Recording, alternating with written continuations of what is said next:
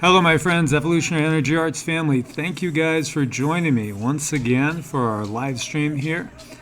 Hello, my friends, Evolutionary Energy Arts family. Thank you guys for joining me. And let me get that down. Okay, so we have a lot of things going on, and we already have a lot of people here. So good to see so many people here already and ready to go. Where do we start? Do we start with the California fires? There's so much going on right there. So much going on. We have, the news that there could be toxins being spread in the air. The fires themselves, some of the plume is going to actually reach New England. That's kind of crazy. And just, there's over 200 people missing, and we already have so many dead. It's crazy. It's crazy. And it's just wild how intense they are. There's so many people that are shooting amazing videos out there. And, one of the most amazing ones I've seen is basically the one with the helicopter right on the beach, and it's all burnt out. And there's cars on the beaches, and they're all burnt out. Have you guys seen that one? That's crazy. What is a helicopter doing burnt out on the beach? It's just, makes you wonder what's really going on there. So good to see so many familiar names there. So yeah, guys, it's definitely not a good situation. So many people do think it's DEW related. And then others are of the thought, as Dutch Sense has said, perhaps it's volcanic related, and actually, the temperatures underneath there, hey everybody, causing it. And there's definitely a lot of cover up going on. Yeah, we've seen a lot of things burnt. We were talking about some of the Hollywood items that were burnt as well. The devastation is just tremendous. When you look at the devastation we've seen from Hurricane Michael, and it was just incredible, the damage. And now we're seeing this incredible damage over in California. And of course, Florence was a wreck as well. It's just been one thing after another, and that's just this country, because so many other countries have been hit really hard as well. And it's a global thing that we see going on. So Excellent Puma says they have family in Southern California, and they report no unusual activity.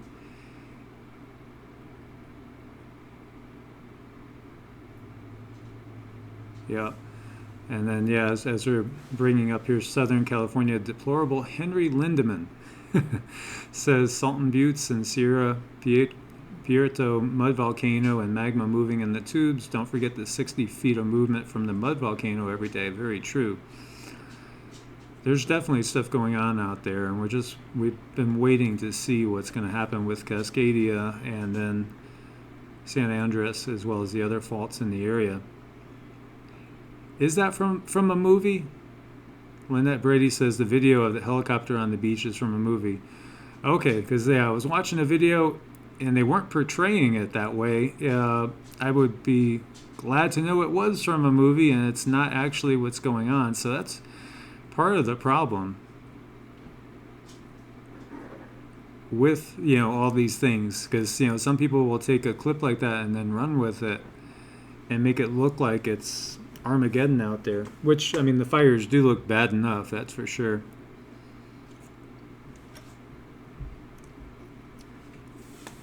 Yeah, the chemtrails, the aluminum and the barium that's been sprayed forever, that all adds to it, and it all adds to the madness. And yes, Chris, life does feel like a movie, especially lately.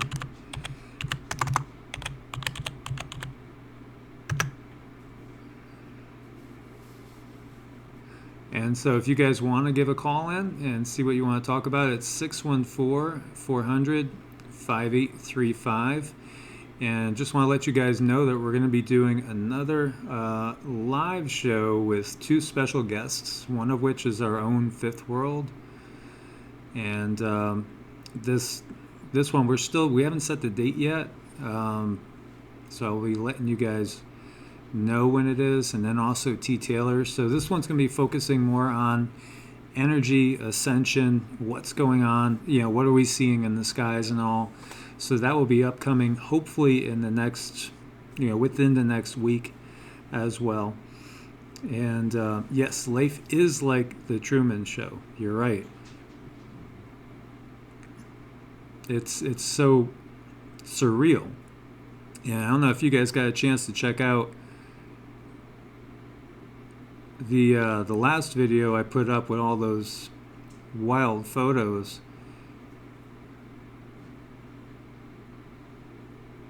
It's there's some pretty incredible things in those photos. Some of them were done by a subscriber that basically kind of channels these spirits, and some of those photos are kind of freaky. If you guys got to look at them, the spirit photos are really pretty wild. And so she uses organite and quartz in a bowl, and then basically calls on the spirits that way. They were super wild. I'm glad Planet XY, you liked them. Those were pretty cool. Definitely pretty cool. And then, of course, we keep getting more and more photos that are showing just how unusually shaped the sun is lately, which is kind of wild. I don't just think it's distortion. I don't think it's just the distortion going on because of all the atmospheric changes. It seems different than that. And then we have all these photos that are either drones or there's some sort of ships. Crispy keeps organite and crystals in his drinking water. Yes. Very cool. And Terry Christ thinks she's opening up a portal for demons. Some of them could be. You never know, Definitely is a lot of different things out there. And Stack says he hasn't seen the sun in many days. And same thing here. It's been nothing but rain. Just constant rain going on. Lots of rain, and then lots of chemtrail clouds, especially down closer to the city and all.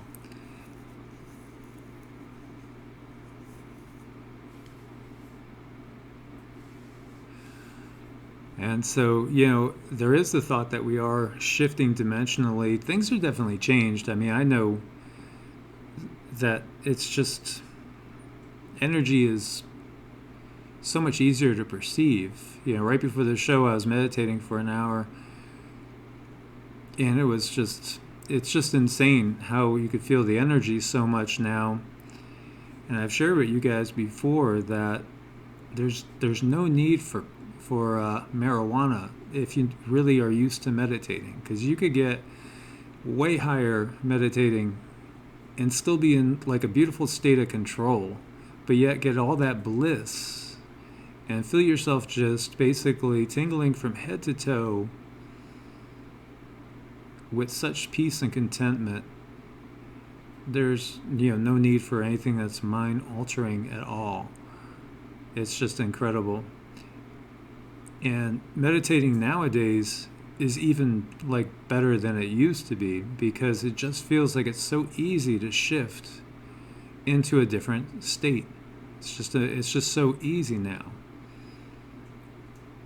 It feels wild and feels fantastic, really. Yes, it does make some people paranoid, Stack. I agree.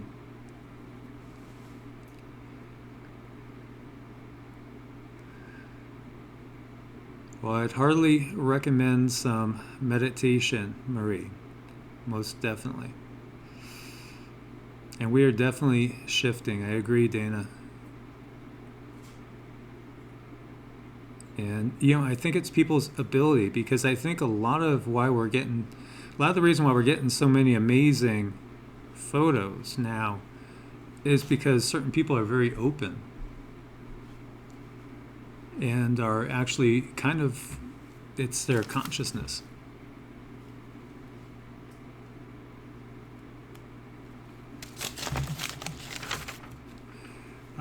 Yeah, and one of the callers was, one of the subscribers was mentioning, are you worried about mudslides in the mountains? And yeah, wherever you are, you're going to, have your issues. So yeah, mudslides in the mountains is something that's real. It's very, very real. And so you got to know, what is the risks exactly where you're at.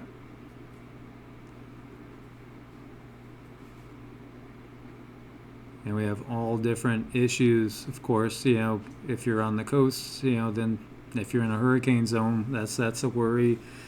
All of California, you have the issue of the fires. You also have earthquakes, and you also have the potential for a tsunami. So, I mean, everywhere you look, there's something that could be an issue.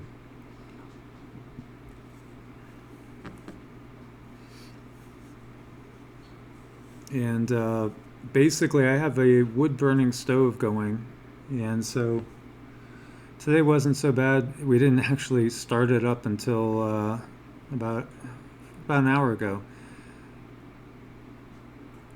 Your body gets used to changes in temperature, so was very used to the Florida heat and warmth, and have already acclimated to up here. So if you guys want to give a call in, it's 614-400-5835, and feel free to call in, and we could discuss whatever you guys want to talk about. Of course, we got all the 5G going on. I'm hearing from more and more people in the cities that they can't take the 5G anymore. They're noticing that they're getting headaches, they're having all sorts of adverse reactions to it, and just need to get away from it. And some people are actually using good old tinfoil hats. We've had a few people talking about that lately, that they really are using tinfoil hats. Which, if it works, it works, right?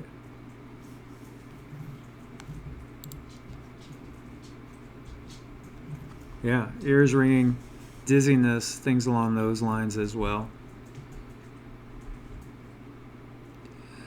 And so it's interesting because we are doing this live show, and my screen's still showing that we're offline. It didn't show that we came online, although I know it's broadcasting.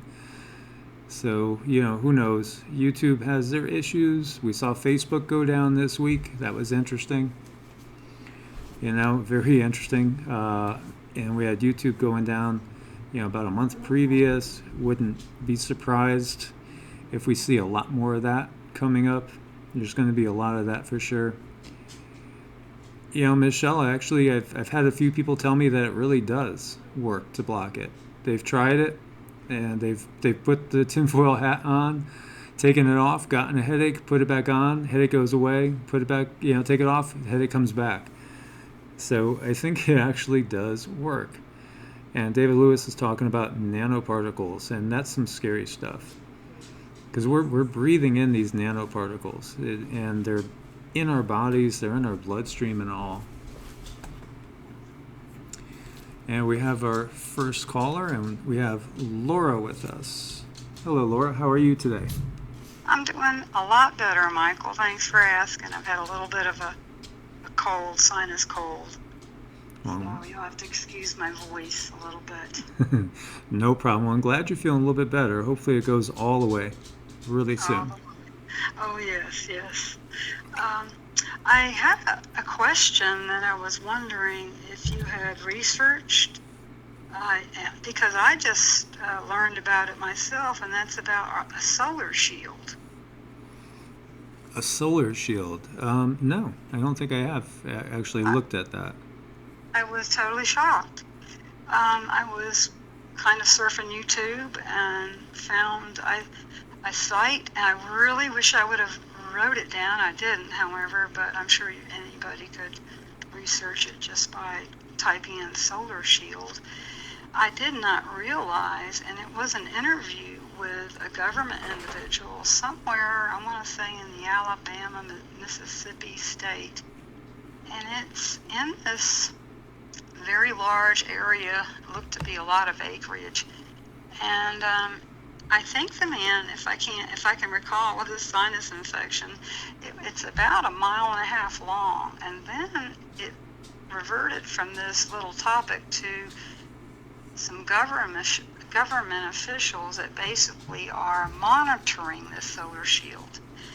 Now, what I was told it is it was something that was put into space, into orbit around our United States, and it's like a fence. They call it a solar shield fence, and it's supposed to shield all other, I guess, satellites that would be up there, or any type of spying from any countries.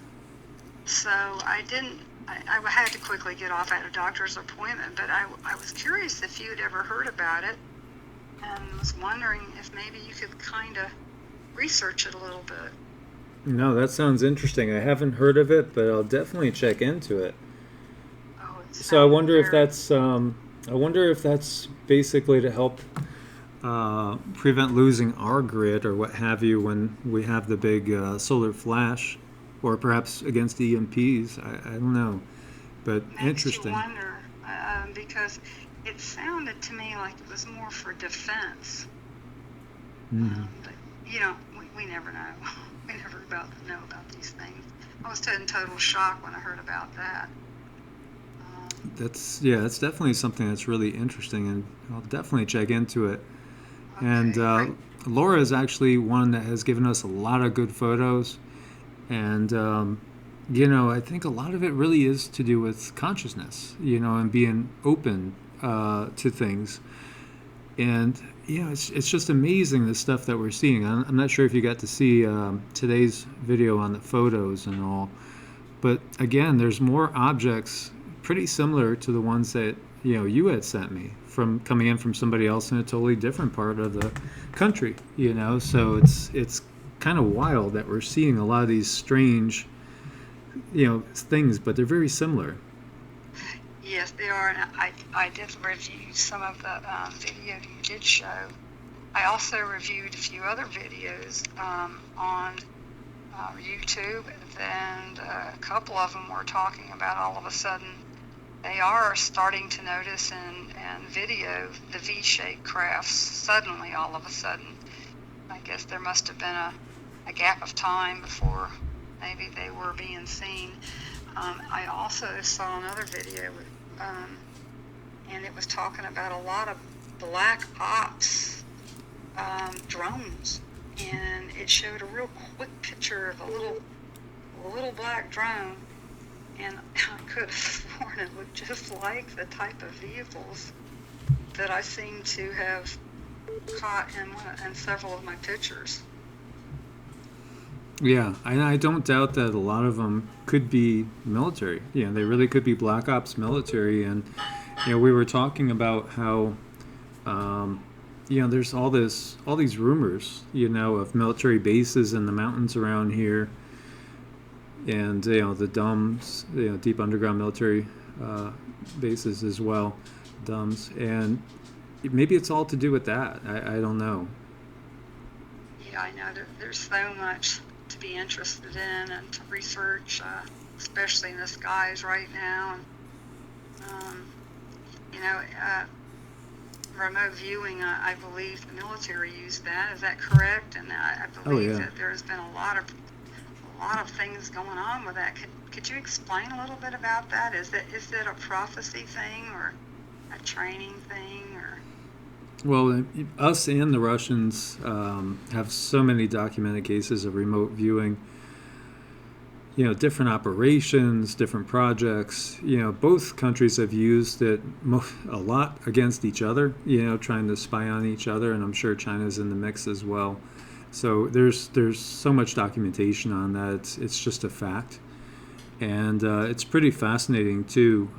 Now, actually, there's some websites out there which I've bookmarked before and doing a lot of research where there's people that used to be remote viewers for the government that are doing it on their own now, as civilians, and they'll do, different projects, and you could actually like join them as well. And they could see how talented you are. It is very strange, Michael, that, for a long time, this is crazy sounding, a ton of pictures in my camera.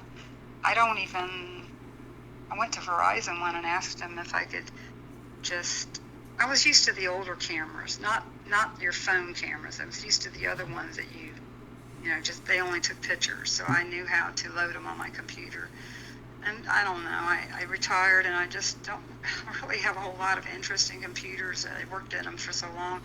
So I actually asked the Verizon guy, can you just stick the little thingy in the phone and just download it in your computer? And he said, yeah, no problem. Well, I tried it and it didn't work for me, so I said, forget it. So all this time, you're the first one I've shared these pictures with. And actually, what I was looking for were Nibiru or the moons. I wasn't actually looking for crafts. Wasn't definitely not looking for drones. And so all these pictures sat here, and for some reason I thought, well, I'll just keep them. But as I started to go through them and really studying them, I thought, what in the world am I catching? Unbelievable. Now, I want to tell you, I did see a video today, and it was this woman in Pennsylvania, and it was within, I think, the last couple of weeks, and she sounded like me, a little uneducated about phones and just interested in the skies, and she was outside, it was night, and you could see way in a distance, no other stars, but way in a distance from her regular view of her camera, you could see a light, like some of the lights that I catch that I can see way in a distance. But on this one, she started focusing in, and when she did, the light turned all of a sudden real quick, red, green, and then immediately to each side, the right and the left, toward the back, were two other lights. It was the V shape. It was unbelievable to see this video because it was quite surreal. And she was really totally flipping out on it. So that was really strange. Do you wonder if when they're up there, they're in geoengineering with the chemtrails? Do you think they use these things for that? I do now because, as I've been doing more research, I've come upon from different sites, different websites, different YouTube channels, people have been catching these things, these drones, like creating chemtrails now. And I don't doubt that it was some sort of drone, that basically created a lot of the crop circles. Now, whether it was an ET drone or whether it was like a secret military drone, maybe a combination. But yeah, now I think that the drones are being used to do some of the chemtrailing as well. And, I just wonder what they're doing because I know there's so many different agents in them. It's not just barium, it's not just aluminum. There's biologicals in there. They're actually, I've shared there's other, family members, evolutionary family members that have either been in the service, or they've had spouses in the service, and they've told me, that they're doing experiments. They're doing a lot of biological experiments on us all the time. They're always testing out new things. They're seeing how far and wide certain viruses can spread through the chemtrails.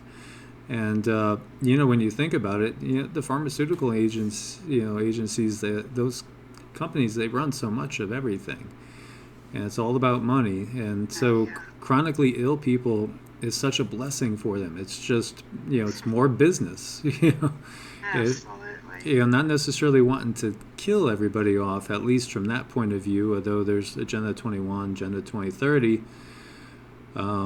If we looked at Deagle, it looks like they want a population reduce in some ways, but But chronically ill people that are constantly just going to get another drug, another pharmaceutical that will end up causing you to buy two more, because it's going to cause more issues. That's kind of obvious, and it's all it's really a corporate world. It's the countries are almost an illusion now, really, in some ways, because the corporations control everything. Oh my gosh, absolutely. I almost feel like I need an astronaut suit to go outside anymore. Right. I was reading this Geophysics magazine probably several years ago, and I just came upon this. I want to read something that I actually wrote down in a note.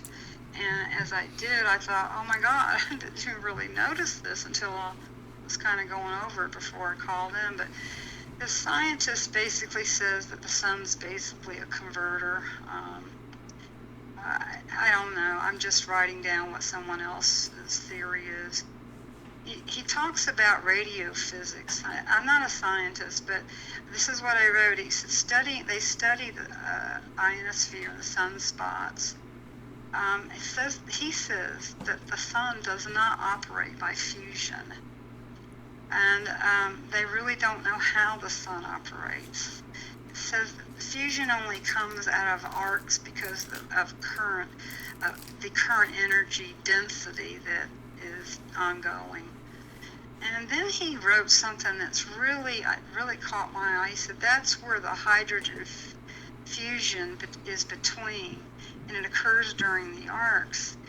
And he talks about how this energy is actually causing what they're putting into these chemtrails are also vibrations of matter, vibrations of light, and vibrations. So what in the world does that tell you?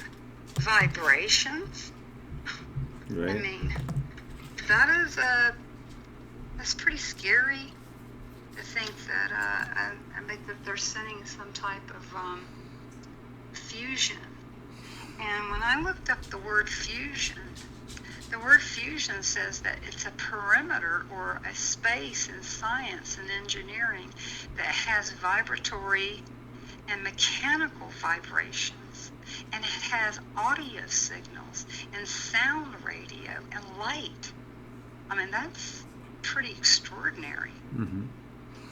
Well, electric universe theory, it's more about electricity, and I think a lot of it's been purposeful, getting us to think about things in ways that really aren't accurate, and it all makes sense, and again, you've seen, maybe we haven't, but I assume everybody's kind of seen those pictures of how the universe itself compares to a neural network, in the brain.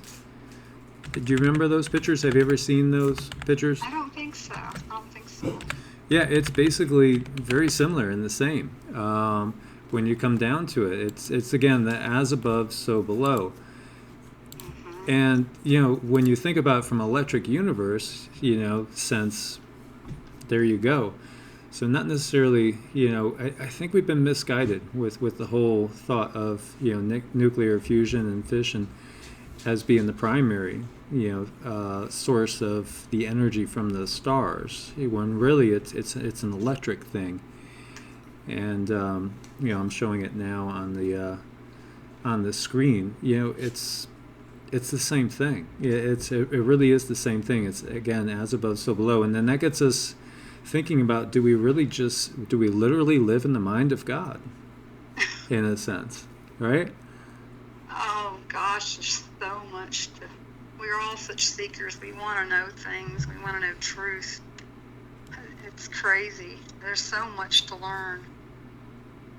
There is, but again, that's why we always say to go within, because when we read any scriptures, any of them, unless we go within and really contemplate deeply and look for the inner meanings, it's just all being superficial. It's not going to change anything. There has to be a change within, and so many of the ancient, like the mystery traditions, talk about this, and it's been hidden, especially in the West because of the means of control, and it's really brutal. It's really so brutal. The control that's been out there.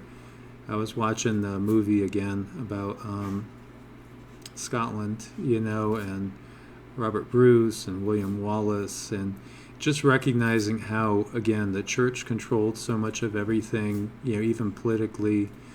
And of course, that church, it goes back to Constantine and his empire, and it goes back beyond that, and it goes back to these families, these individuals that have controlled the planet for a long time, and always trying to keep it in darkness, because if they know the secrets, they keep the secrets for themselves, then it gives them power, keeps it away from us.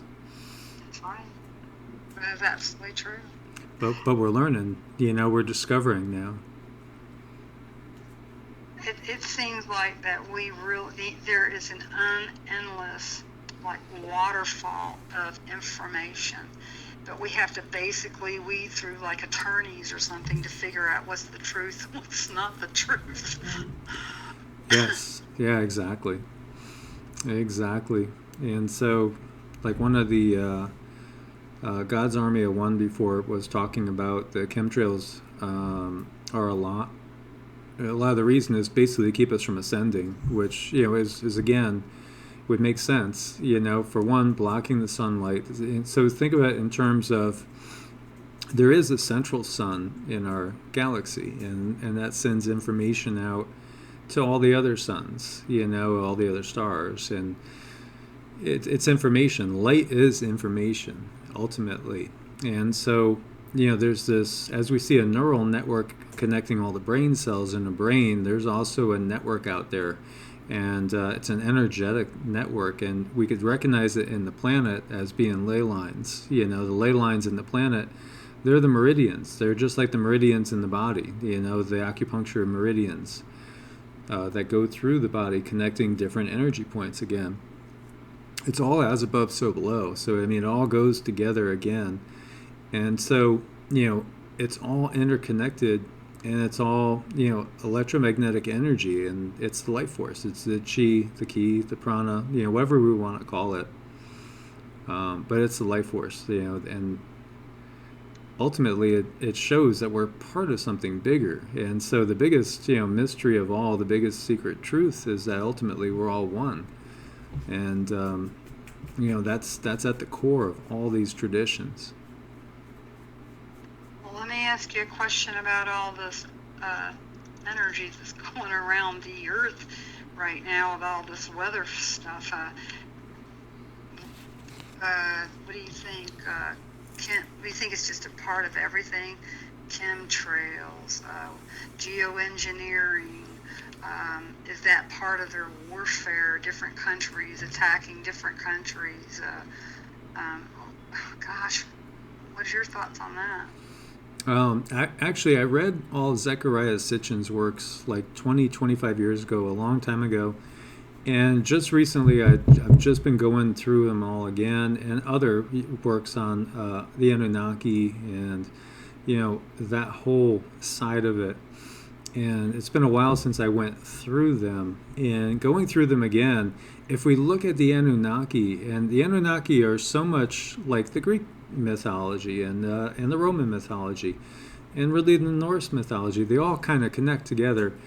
And you look at these quote-unquote gods, but they're really gods with a little g, right? They're not source. They're not prime creator. They're not, the supreme ultimate, whatever you want to call it.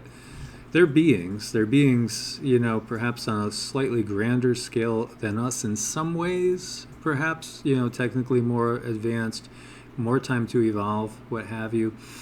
But these beings are so freaking human. It's just ridiculous. They all have egos. They all get on each other's nerves. Even though they're related to each other, they're inbreeding, they're fighting amongst each other all the time. And when you look at all the Anunnaki, all the Sumerian legends, they're always fighting amongst each other, and they basically have their own peoples. And so it goes along with Deuteronomy 32:8, where it talks about God splitting up and dividing the countries. and each one, gets a different country to take care of. That's their country, their people, and they're always fighting amongst themselves, and thus their people are always fighting amongst themselves. So it's exactly like a king and everybody in the kingdom. So if the king of France decides, he's mad at the king of Spain, next thing you know, France is attacking Spain. And meanwhile, the king of England looks at it and says, oh, they're both fighting each other. I'm going to make an attack now, and I'm going to take over both their lands. That's exactly what goes on. And so it feels like, if those legends are true, and those are some of our parents, right? We've inherited their way of life very, very much so. We've learned exactly to be just like they are. And when you look at those legends, these beings are not, they're not much ahead of us. They're really not much ahead of where we are now. No. And spiritually, they might be behind us in some ways. So, when you look at it, it makes kind of perfect sense from that standpoint. That we've taken on their whole mentality. And we have. The only thing is that now everything is being exposed. And as Matthew 24 says in the Bible, and when Jesus spake to his apostles, he even said in that Bible the same thing. And of course, the Colburn Bible tells you all about this weather system, this orbiting system that comes in and it practically destroyed their continent. There's just so much written in all the ancient books. Greg Braden, wonderful speaker, he talks about it in his book, Zero Time, I believe is the name of it. I might be wrong on the name of it, but he speaks about the numbers, how man does it every single time, and how the earth keeps getting rebooted because we keep saying we're staying with the same ideology of back what you just with Constantine, with the Roman Empire, with the monarchs ruling as king and queen, hiding everything from the people, except for now they're doing the same thing as far as monarch is going. But the people now, we have YouTube. We have you and all the rest of the people that are trying to bring the truth to us all. Mm-hmm. It's wonderful. Yeah, it's a great thing, and hopefully we'll have it for a while before it gets shut down. So we are piecing things together, and it's wild and fun to do, and I enjoy it tremendously. Puzzle pieces are so fun to put together, and when you see things that go together, it's just amazing. And we are piecing it together, and for me, it's been a driving thing ever since I was a little kid. And I remember being, gosh, I don't even know how old I was, maybe 6 or 7. And I tell my mom, I don't mind dying, when it's my time to go, but I just want to know everything when I go. So, my thing was, God better tell me everything, otherwise I'm going to be really upset because I want to know all the mysteries. And that's just, that's the way I am, and that's the way I've always been. But when you look at it, there's a lot of things going on, and it really is layered. There's a lot of layered truths there, and so, there's a lot of things hidden in many different places. And one of our people in the chat room wants to know, what was the name of the book that you were just referencing? You referenced the Colburn Bible, which I was going to do a video on that soon, but was there another one you were referencing? Oh, you're Greg Braden. Which one was that? Oh, Greg, I think it's called Fractal Time. Fractal Time. Yes. Greg Braden. Yes. He speaks, I think he wrote it actually before 2012, when everybody, were concerned about the world ending. And he told it in his book in 2010 or 11 before. He says, I'm sorry that people are, I think they're misconceiving this.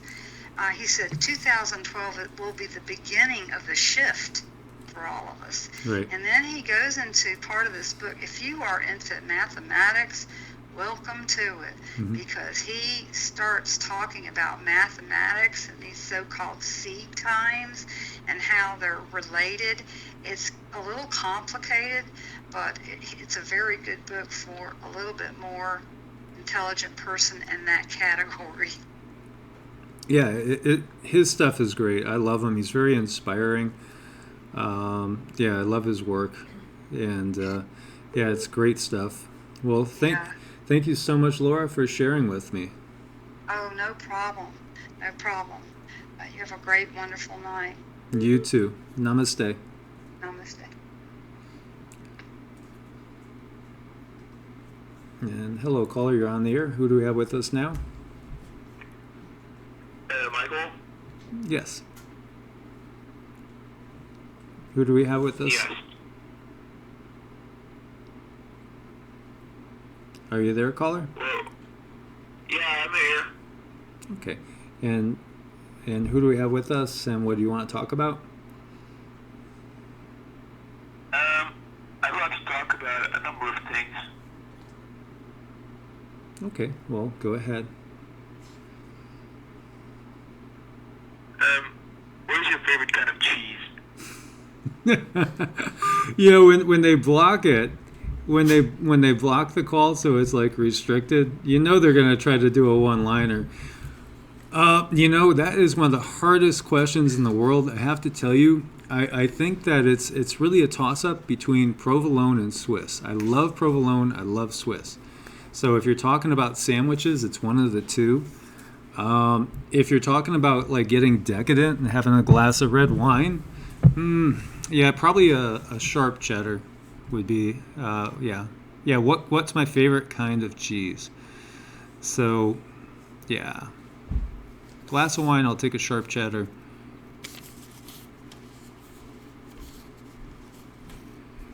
And otherwise, oh yeah, hot pepper is good too, definitely.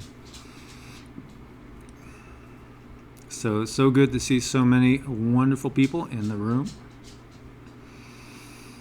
Alejandra Dria has joined us. DMX has joined us as well. And we were talking about a lot of different things. And, you know, there's... I have so many, like, concept videos that I want to do and share with you guys. But then there's just so much going on in the world all the time.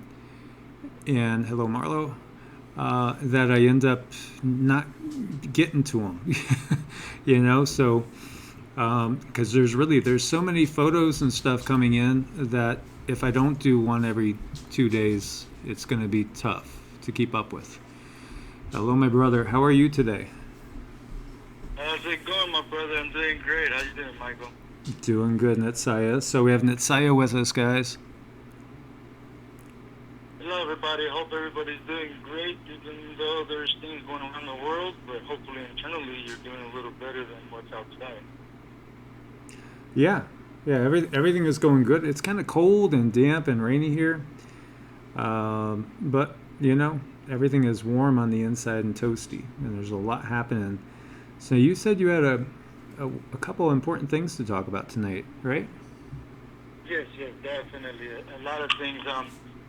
You've been covering a lot of it lately, especially when you mentioned the things about the grand solar minimum. People are still not really accepting that, especially when you're mentioning about the advanced, stronger cosmic rays hitting the Earth. Not to sound arrogant or egotistical, but there's some scientists out there that still don't even understand what truly is going on, because they're just going by what the programmed world showed them through the books of the universities that they went through. But you know, I'm one of those scientists without degrees that study the Ultima Thor. If you guys don't know what that is, Ultima Thor is basically the world beyond the existence beyond the world, the known world. So notice how it's the known world. It's not globe, it's not planet. It's the world that we have been conditioned to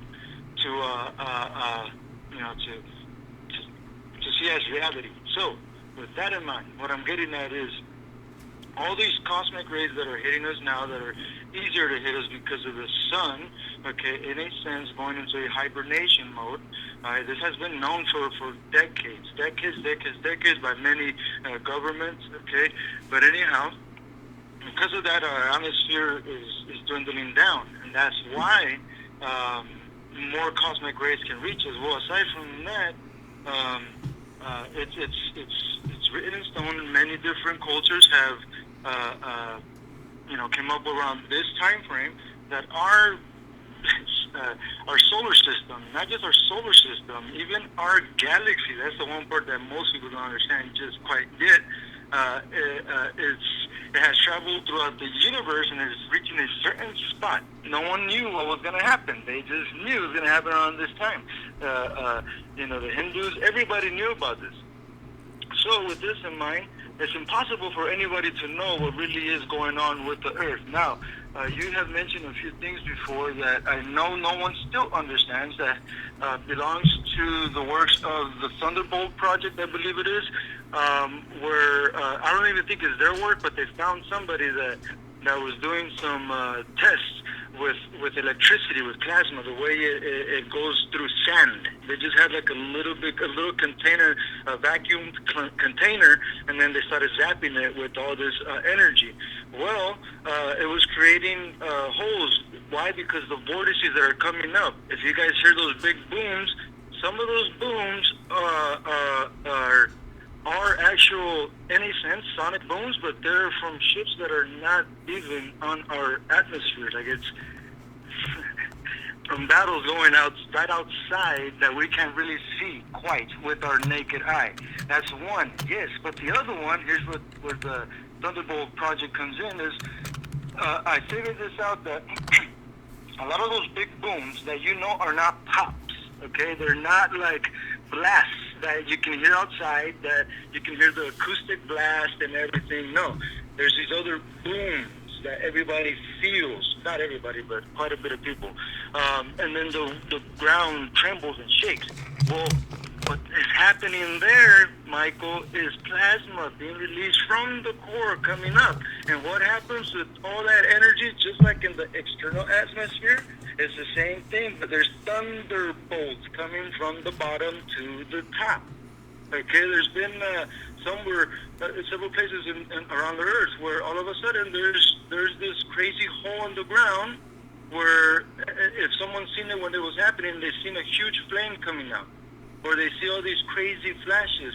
That's the plasma that is being released and mixing with the other particles that are coming through the ionosphere that no one knows, not even the ancient Mayas, no one, the Egyptians, they don't know what it was, but even the Egyptians, they left us instructions on how to clean the air after how did they put this so perfectly? After the volcanic ash stops falling. Okay, I can't give you proof of all this, but it's there. If some of you researchers out there, scientists out there, true scientists, meaning that have no limitations, you can research away with no limitations, look it up, and eventually you will find that is one of the secrets that they found at the paw, the Sphinx, at the right paw of the Sphinx. But they've been holding it back from us. And the key is to cleaning the air is seeds. Hemp seeds, mustard seeds. Mustard seeds come from the air, believe it or not. The Hopis, there was a, it wasn't a Hopi, it was a Zuni elder that went to the university for this stuff. And, when he was growing up, his elders told him, hey, if you were to check the rain, you will see that you will find seeds. And he heard this from a kid, when he was a kid. And he couldn't believe it. Once he went to the university to check, and sure enough, he found out and he figured out that it was a mustard seed that falls naturally from the air. Okay, that's one thing. So back to the plasma thing. I know I'm jumping around, but it's all going to connect, and I know it's helping somebody connect us, and they're like, oh, wait, there goes that.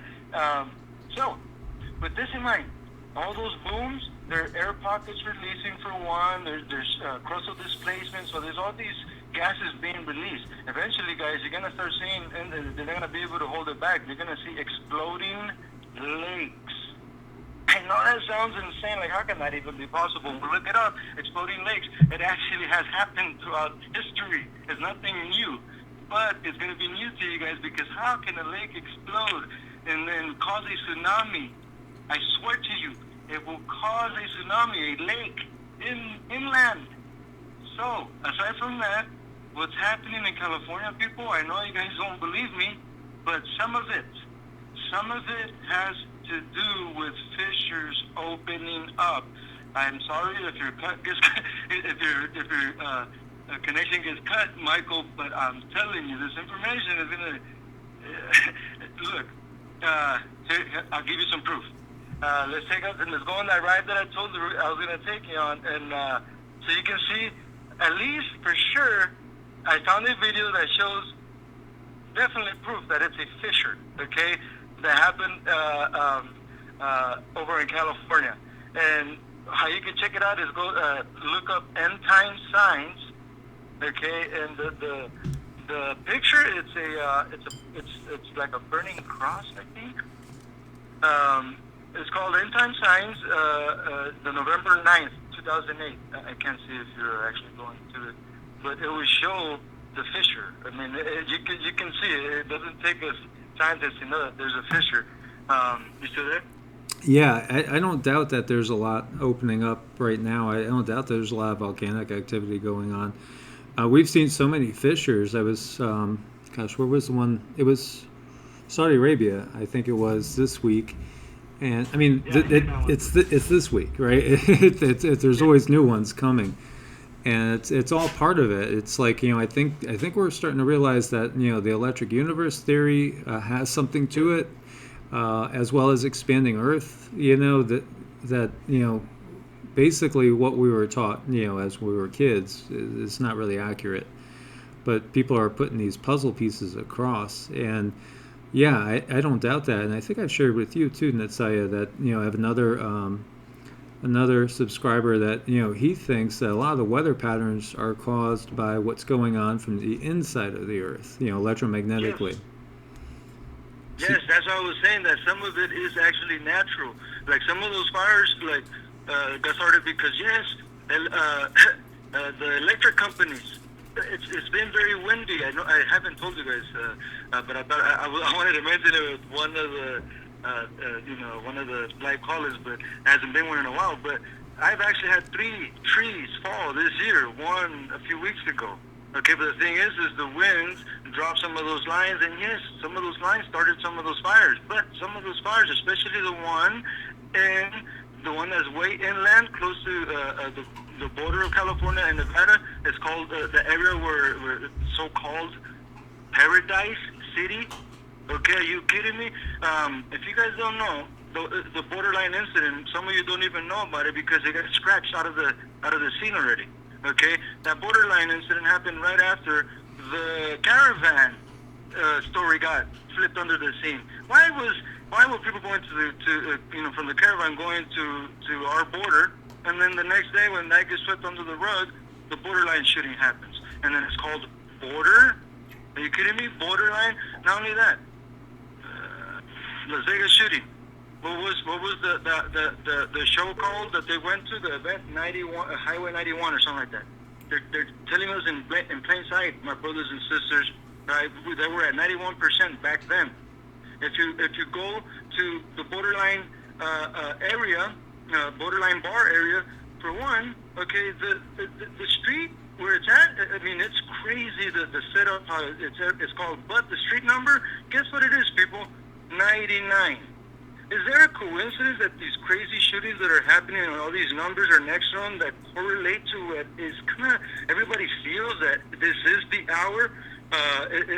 We're not in the 11th hour, that it is, the 12th hour, and with that in mind, let me share this Hopi message from the elders. Okay, it's very important because I found this a few years back. I have shared it. No one has taken light to it at all. But I want to share this message from the Hopis. All right, so it's from the Hopi elders, all right, and here's how it goes. You have been telling the people that this is the 11th hour.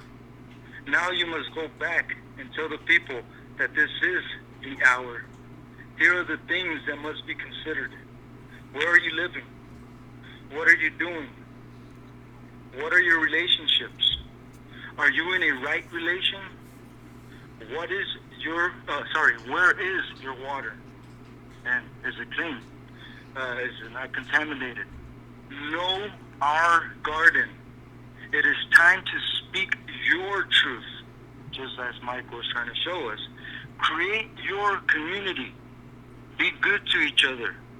And do not look outside yourself for the leader. This could be a good time. There is a river flowing now very fast. It is so great and swift that there are those who will be afraid. They will try to hold on to the shore.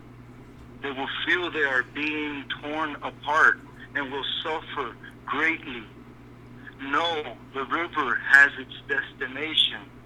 The elders say we must let go of the shore, push off into the middle of the river. Remember how the old saying goes, go with the flow. You who tread waters gently will travel farthest. Keep our eyes open and our heads above the water. And I say, see who is in there with you and celebrate. At this time in history, we are to take nothing personal. Again, at this time in history, we are to take nothing personal, least of ourselves. Least of all, ourselves. Don't take yourself personal. For the moment that we do, our spiritual growth and journey comes to a halt. When you surrender to the moment, those moments, that's when you connect deeper to your inner being, your inner self. The time of the lone wolf is over. Gather yourselves. Banish the word struggle from your attitude and your vocabulary. All that we do now must be done in a sacred manner and in celebration. We are the ones we have been waiting for. This was brought to you by Arizona Hopi Nation. Well, yeah, I remember reading that, and it really, it hit me. And it's not just them. The Australian Aboriginals have said the same thing, as well as the Inuit. So, I mean, they're all the Aboriginal people, all the natives, the ones that are in tune with nature and the cycles, they can feel it. They know it. Now so much of us here, in modern society are completely disconnected. And, many of, not necessarily us here that are watching this show, because so many of us are connected and really understand it. But when you're talking about the masses, so many of them are clueless and they're totally disconnected, and they don't know. They just don't have any idea of what's going on. And yet, Not their fault. Sorry, go ahead. No, go ahead, brother. Yeah, and it's not their fault, and this is where we have to be forgiving ourselves as well. Not just forgive ourselves, literally forgive yourself within, no, but forgive ourselves, even those that are in the dark side, if you may. The ones that are contrasting our beautiful paradise that we have here, and there comes that word again, paradise, because not even the dark ones, it's not even their fault either. They're just going through what their programming made them do.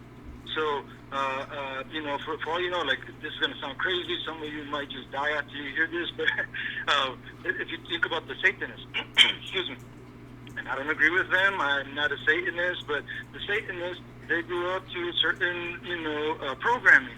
And for all you know, as long as they're not killing anybody, what they're doing is to empower the beliefs that they were raised with and those that they believe in. But in all reality, they're doing something good, is what I'm referring to. In their hearts, they truly believe they're doing something good. And that's where all these ancient knowledge comes in, where we must do without duality. And once we do without duality, which is competition, we won't see that this person, even though they have different freaking beliefs or whatever. Oh well, as long as you're not trying to kill my dog or my neighbor or something to get to your beliefs, fine, whatever. Just don't bother me. Stuff like that. But the point is we must start minding our own business and do the ho'oponopono, just like Kilauea was trying to tell us. And again, here's where that paradise is falling in. Again, what is it? Not even a mile northwest of the borderline bar. I just recently found this when I was looking in the area, and I was like, what? I found Paradise Falls, and I was like, cool, I'm gonna go there because it's pretty close to the meditation area where I go. Where's that one place that they mentioned it got burned down, the MASH video shooting scene, that area. There's also, if you guys don't know, a little bit southeast from there, there's the caves, the door cave, where the doors used to go and jam out. And I actually found that place, and that's where I was going. I was like, all right, I'm going to go there. And the next thing you know, the next day it starts getting on fire and all this. But that same day, I found out that the city where the main fire, most of the people have died, okay, it's called Paradise. And if you look northwest, not even a mile away, there's a city called Helltown. It's so weird, but the point is yeah, it's that's really a weird. duality. It's really weird, but And yeah. So that's, if you look up that area, you will see, and I got this from Dutch. I was like, wait a minute, that's that area that Dutchson is always talking about that is like filled with fracking. And sure enough, I look around and there's all these spots everywhere. So that's another thing. A lot of these fracking areas are going to start going up in flames because of this plasmic energy that's coming up. and so is that planned? And I want to just thank Brother Gordon McWhorter for doing a super chat of 1111, as he is always all about the magic numbers. But I want to thank him for that. But my thing is, when I started to realize all the areas that they did the fracking, I think it's twofold. I think the greedy corporations and the greedy politicians understand that they're just basically, they're making the U.S. the number one oil producer. However, I think the bigger, picture is that the ones higher up realize that they're setting up the whole country for tremendous disaster when things start to hit. Because, one of the areas that was thought to be such a safe zone, southern Colorado, northern New Mexico, it's fracked to hell. I mean, there is so much fracking going on there, and there are ancient fault lines that run through there too. And so they're taking a safe zone, that's been prophesized to be a safe zone, and they're trying to make it unsafe. In my mind's eye, that's what I'm seeing. I'm seeing them trying to take away a safe zone and make it somewhere that's going to be unsafe. And then what they did over here in the Appalachians is that they got us circled in by nuclear reactors. And again, so they're trying to take a safe zone and make it unsafe. Yes. Do you agree? Yeah. Yes, and they're doing it on purpose, and yes, and they're giving us all the clues. Like I said, 91 highway, that was 97. That was last year. This year they're up to 99. They're letting us know, hey, we're at 99%. Sorry, we're letting you know. Okay, we're letting you know we're at 99%, and we're going to unleash what we're supposed to unleash. Okay, but the crazy thing about it is that we really shouldn't worry about anything to come. We shouldn't, because why? For the simple fact, if you don't, people, you're an egotistical piece of whatever you want to call it. Why? Because if you're worried about what you have no control over, guess what that makes you? An egotistical, arrogant piece of whatever you want to call it, because you think you can control everything, and you're worried about everything because you know you can save your family and this and that. No, people, just be happy. And I swear to you, I know it sounds crazy, but you will shift. The physical body might be seen as suffering, but you yourself, you will not feel pain, my beautiful people. You will shift. It's weird how it works, but I am living proof. Eventually, I will show you all kinds of video proof. Not me, like, bleeding in hell and this and that. No. But what I'm saying is, like, things, when I come back, the Mandela effect. Oh, here's one. I had a Mandela effect with that one place where the cave is at. All right, before I met the dolphins, right, I was healed fully, and that was my last fear I had to go through, is to get rid of deep water fear. For some reason, I was like, man, I can't get rid of my the last bit of PTSD. What I do? And Spirit told me get rid of deep water fears. I was like, what? I was like, whatever. And the next thing you know, the next day I found out about a dolphin trip with Bashar, the Bashar channeling group. Mm-hmm. And I was like, all right. And I got there. Well, when I came back, that's when I realized all these weird anomalies that is happening with the way we're being directed with all this, and it's just everything is just falling into place so perfect. It's really weird. So again, Paradise Falls. There's literally a waterfall that's called Paradise Falls, northeast. So what did that tell you? They're letting us know, hey, yes, we're gonna unleash the hell in a slum coming from paradise, and your paradise is gonna be gone. Is what they're trying to tell us, literally in plain sight. We're at 99% people. We're going to release this on you. Paradise, paradise, paradise. No more. Burn, burn, burn. I swear to you, it's gonna, and then Kilauea is going to blow even harder very soon. It's building. I was watching it. There was, right around Kilauea, there was 4 quakes yesterday. They were all above sea level, so it's building again. There was some signs too of Mauna Loa, because it was having some quakes that were quite a bit above sea level, like 10,000 feet. So it's indicative of magma moving often. But I haven't seen Mauna Loa do anything right now. But there's been a lot of quakes that are above sea level in Kilauea, so. Yeah, it's going to start going again. It's going to start flowing, but there's other ones that are going to come on. We're going to see them light up all through the Pacific Northwest and into California. That's coming. And we can't, yeah, exactly. And we can't forget there's several actually in the ocean. So there's one off the coast of Oregon. There's another one very near Easter Island. There's several all throughout that's going to end up being just like Hawaii. The same island chains. Eventually, obviously, it's going to take a long thousands and thousands of years. But with that in mind, that's why we have seen so many dead oceanic animals. And I don't know if you guys, some of you out there listening, have seen all these stories that sound far-fetched, like there's no way that's true, about monsters, water monsters appearing left and right. And there's actual videos, and you can see, like, wow, that is huge. It's the size of a whale, but there's definitely not a whale. But is that computer generated or what? No, there's real, not technically monsters. It's just huge beings that live way deep underwater, okay? And these methane gases are releasing, and that's why you see all these dead animals everywhere, people, because it's stealing the oxygen. And that's how the exploding lakes also work.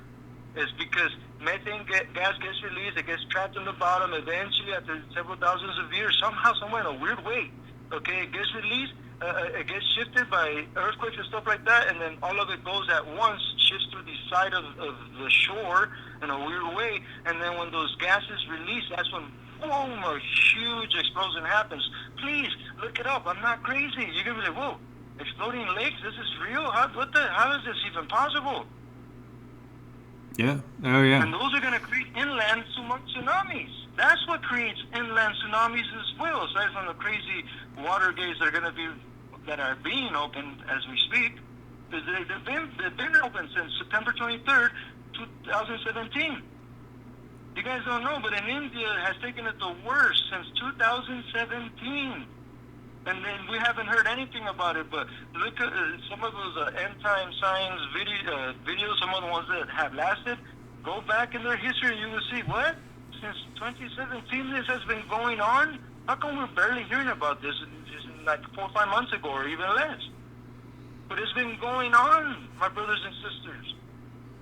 I've been behind this for many, many years. It's blasted all over my Facebook, and it shows you that I've been talking about all this stuff, and it's not about me, like, oh, I came up with this. No, it's just we're all getting the same downloads. I was getting the same downloads that the master of this, Diamond from Oppenheimer Ranch, he understands this stuff very well. And I'm like, wow, it's like, I don't understand. I didn't go to school like he did, but I already had this, and I have videos to prove it. But it's not about me. It's not that I came up with this. No, I'm just saying, like, wow, how did I come up with the same information this guy did that he went to school for many years? And he can voice it for me now.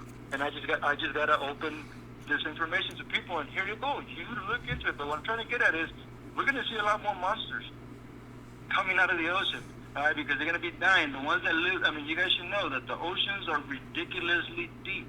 You know, the deepest area is like 5 miles deep. Are you kidding me? That's a lot of places, pockets where things can live. Oh yeah. I mean, it's all fascinating, especially when you look into the talk of the gods that come out of the sea, like Dagon, and Joans, and so many of these as well. So, and honestly, I mean, I saw something once at the beach that I have no clue what it was, and a friend was with me. We were just basically floating. We were floating on rafts about 100 yards offshore. And, I don't know what it was. I can't tell you what it was, but it didn't look like anything that I usually encountered. And I encountered manatee, dolphins, stingrays regularly. It was weird. It looked like the torso of a human that was kind of going upright out in the water. And we both saw it, and I said, "Did you see that? And what does that look like to you?" And I mean, maybe it was somebody that was swimming out there, but the way that they were, it looked like they were upright. So I could see whatever that was. It would be what people would think would be mermaids, mermen type stuff. Whatever it was. Maybe it was, something like a seal. I don't know. But it was just strange, and we both saw it and both kind of looked at each other and said, "What the bleep?" So, I mean, but then Montauk, we've seen the Montauk monster, right? And Montauk is off Long Island. It's right across from Connecticut, and they've had this thing that, I mean, some said, oh, it was probably a pit bull or some sort of pig or whatever. It was decomposing.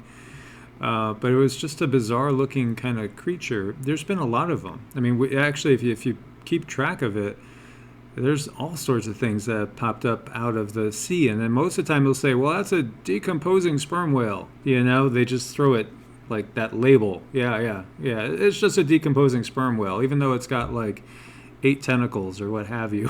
Yeah, exactly. So one thing with that, okay, disguises.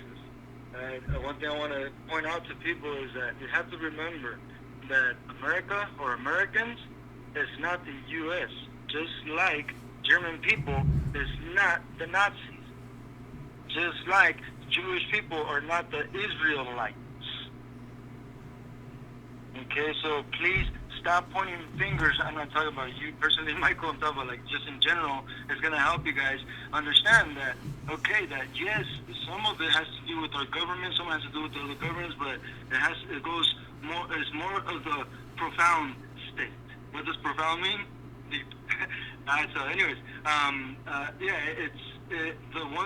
the awful ones we see on TV, okay, that's not the U.S., that's not the American government, okay? That is the deep state. One way you guys can, if you guys find videos, is look up the DAP protests, okay, when they were protesting the pipeline, and look at the people that were supposedly it was the U.S. Army or the National Guard. And if you look closely, you won't see the proper insignias and this and that. What does that tell you? It was a privately owned company, just like the missionaries in a sense, just like they've done for thousands of years. Right? They paid these people. I mean, look at most of them. They were out of shape, like fat and old and this and that. Okay? They just think about it. If you get a job, from if you're part of the deep state and this and that, you get a job, you get $10 million to create this little army real quick to put these people in their place so that we can get going with this freaking contract. It's simple to buy this equipment. It really is. Nowadays, it's simple to buy this equipment and these things to make people appear so military-like. Okay? And then what do we know about the politicians? They're too busy doing whatever the hell they're doing.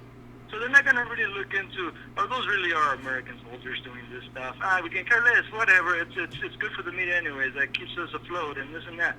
They're not going to care about the reality of what's really going on. Look what's going on in Venezuela. Are you kidding me? There's something beautiful going on there that's making it look all ugly. Why? Because they're just went into their sovereignty, okay? And they're trying to put them out because they don't want that to be an example for the world.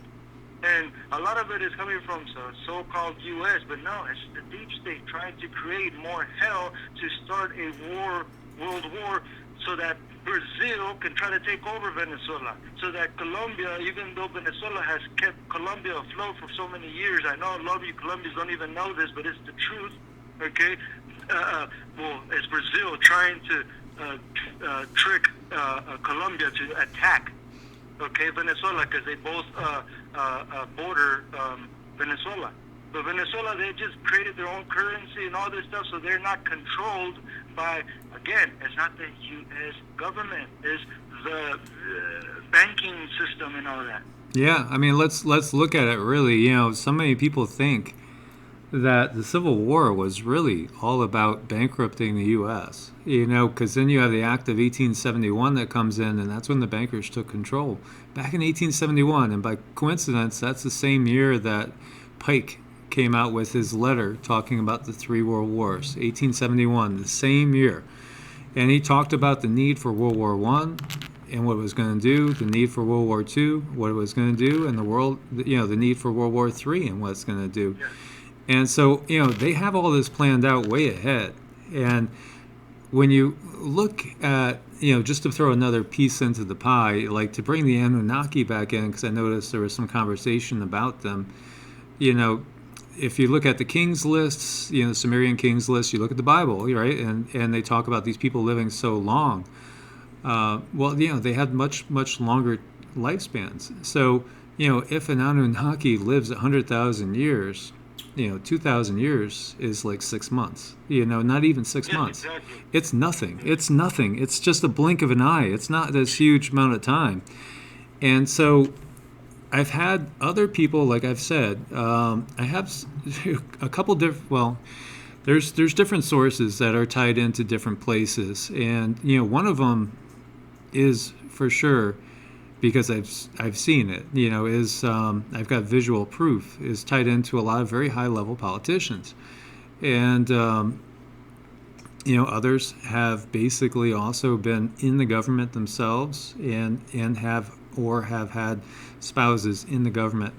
And, you know, they all say the same thing. At the top, it's not humans. You know, there's not humans. There's not Homo sapiens sapiens at the top. You know, these are different beings that are at the top. And, you know, some may look human, but they're not us. But then again, we are mutts anyway. You know, we have been interbred with so many different species as well. And the evidence is there. Really, you just got to go into it and check for yourselves. There's so much evidence all around the place. There is, you know, there's tons and tons of evidence, but at the top, you know, that's what we get. And so, you know, timelines, 2,000 years is the blink of an eye. You know, 10,000 years even is nothing if you're living a 100,000 year lifespan. But you know, it's one of those things that we're conditioned to laugh at, and that's done on purpose, you know, because obviously Go ahead, brother. Go ahead. Yeah, you just said the key word is conditioned. Right. You know, we've been conditioned to do that, and just like you're saying, with the aging and all that. I've been going on a cycle of 36 hours since when I was a kid, just naturally, some odd weird way, right? But to me, I go through almost 9 to 10 days worth of overload of information, and in real life, only 2 days, 3 days have gone by. But I have expended that much. But it's because I live a scholarly lifestyle in the sense that I don't have to report to anybody. I don't have to do this. I have, you know, not to sound arrogant at that, it's just small little multiple streams of income that eventually I'm going to open up the doors to so that everybody can have this information so you guys can, oh, it's pretty easy to get extra income, huh? Okay. But anyways, yeah, so I mean, Cloud and Bristol, The Magic of Believing, that was the first book that kind of, in a sense, truly made me understand things in layman's terms, and I found that book when I was, it's not that, actually I didn't find that book, the book found me when I was about 17, and it all had to do with me expressing my sincere feelings about everything always happening for a good reason, no matter how awful it may seem. And again, okay, this might shock some of you, but I was sexually abused as a child from about like 2 years old to about 4 or so. Okay, but I couldn't accept it until just recently.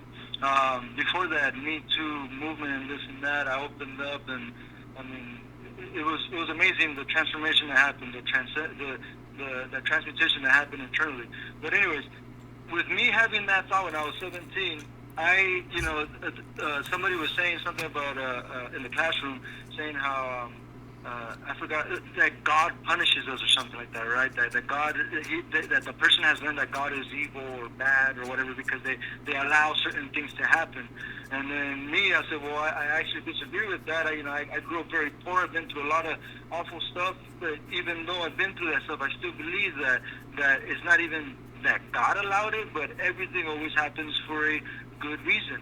And then the teacher was like, no, I don't agree with that, and let's just change the subject. And we stopped, and the next thing you know, someone else brought another question because they were intrigued or whatever. And then I said it again. It's like, no, I swear, everything always happens for a good reason. It just does. And then the teacher got up and said, are you trying to tell me that my daughter was raped for a good reason? And I was like, what the? I said, whoa, I didn't know, but no, that's not what I'm saying. And I said, and I was like in the middle, in the heat of the moment, I said, look, for all I know is your daughter was raped so that they can catch her rapist. Because of you, you probably made an investigation way more than his prior victims, and you caught him and this and that. And he just like opened his eyes really quick, and he's like, get out of here. I don't want you to come back tomorrow and this and that. I still went back the next day. Okay, I went back, and he stopped me, and he closed the door, and I was like, oh man, he's going to punch me, and I can't punch him because he's an older man. And he reached to the back of his pocket, and I thought he was a gun, something. I don't know what's going to happen. And he's like, here. And he gave me that book, Claude M. Bristol, The Magic of Believing. And he said, look, I couldn't go to sleep last night, okay? And I was praying to God, and I heard a voice telling me that he was right. That child is right. Give him that book. He needs to understand it more. And that's what he did. He gave it to me, and he said, you were right. He's like, after my daughter's raping, they finally caught the man, and then when they did an investigation, he had been doing it for a long time, and there was records of it. They can find it. And then he's like, so you're right, and here you go. I had to give you this book, and thank you for the lesson. I was like, what? Okay. But anyways, so that book, sorry I gave you that long story, but it's just how spirit works. I want to just close out with this, and if there's no other questions, we can close out because I want to pass the mic.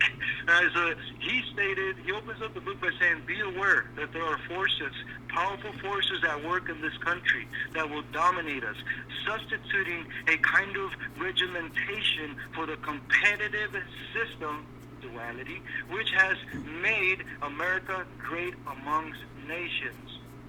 We must continue to retain the wealth of spirit of our forefathers. If we don't, we shall find ourselves dominated in everything we do by a mighty few.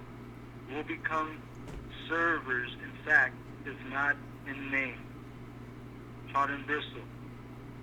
And that's what has been going on by little mighty few. We have been been heard to a certain area, but the Kali Yuga is over, people. It's been over.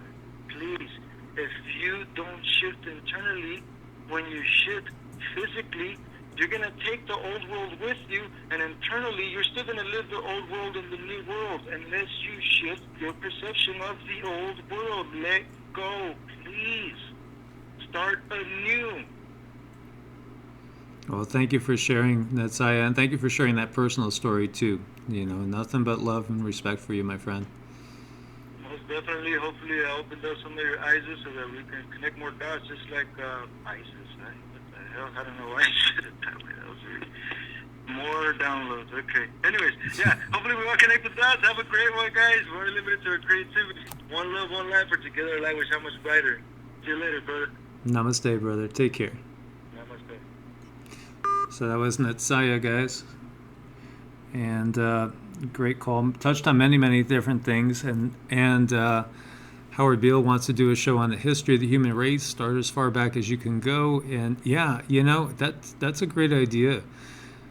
I know there's a lot of people that, haven't opened up their eyes to maybe more than one particular tradition, and when you do, then you could really start to see all the puzzle pieces, because, you know, you're never going to put a puzzle together if you're only looking at, like, say, 5 pieces, and there's really 5,000 pieces to fit together. You're never going to do it. How are you ever going to do it with just 5 pieces? Think about that.